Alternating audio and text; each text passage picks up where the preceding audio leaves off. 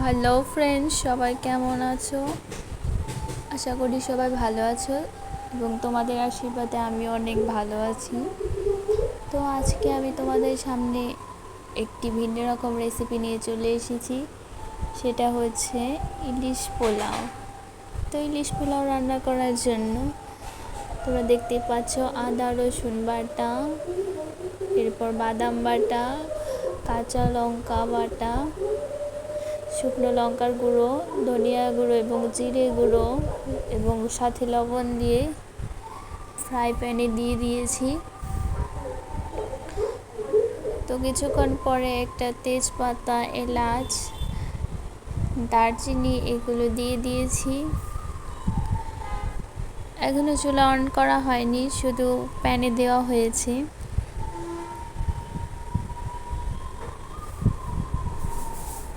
তো ইলিশ পোলাও রান্না করার জন্য কড়াইয়ে সরষের তেল দিয়ে ইলিশগুলোকে হালকা ভেজে নেব।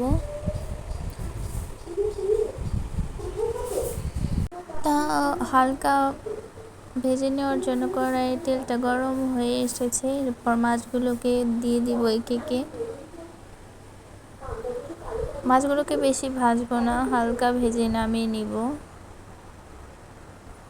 তো দেখতেই পাচ্ছ মাছগুলো প্রায় ভাজা শেষ হয়ে এসেছে।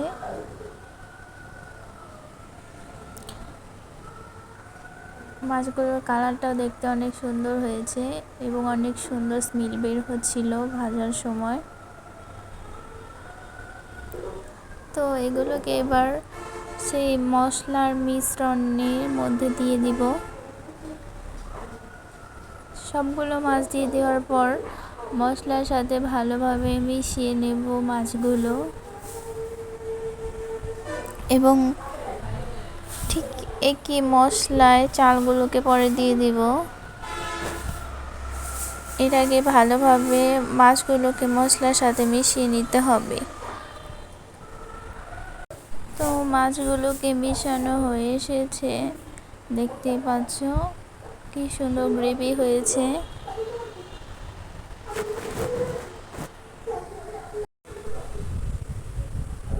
তো মাছগুলো দেখো ভালোভাবে মিক্স হয়ে গেছে মশলার সাথে। এবার মাছগুলোকে উল্টিয়ে দিয়েছি অপর পাশে মিশ্রণটি ভালোভাবে মিশানোর জন্য।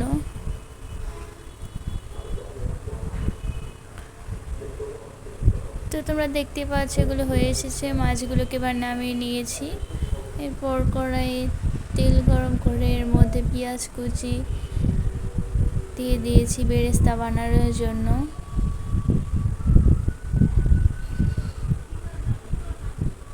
তো বেরেস্তা ভাজি হয়ে গেছে, এবার বেরেস্তাগুলোকে নামিয়ে নিয়েছি।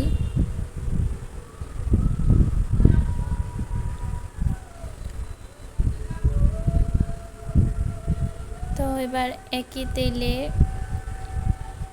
পেঁয়াজ কুচি, এরপর গরম মশলা, এলাচ এগুলো ফোড়ন দিয়ে দিয়েছি। ভালোভাবে নাড়াচাড়া করতে হবে এগুলো। এরপর পরিমাণ মতো পোলাওয়ের চাউল দিয়ে দিয়েছি। এগুলোকে একটু হালকা ভেজে নেব। আপনারা চাইলে যে কোনো চাল দিয়েই রান্না করতে পারেন।